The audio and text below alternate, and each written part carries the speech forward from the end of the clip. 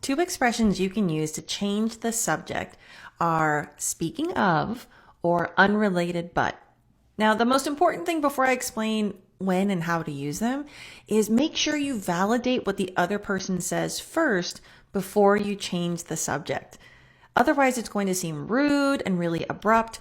Whereas if you validate what they say, which is just acknowledging what they said and then change the subject, it will make you be perceived as a much better listener and communicator, and it will also make it a more engaging conversation.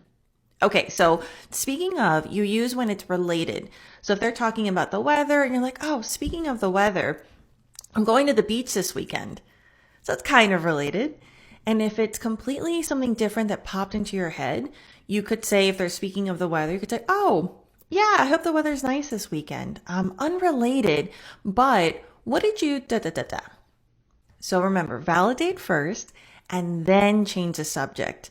This is also a really good way to build your conversational confidence. If there's a topic going on that you don't feel good about or you don't have enough vocabulary to talk about, by changing it, by pivoting the conversation to something you do feel good about, then you'll be more natural, you'll be able to contribute more, and they will get to know you a lot better.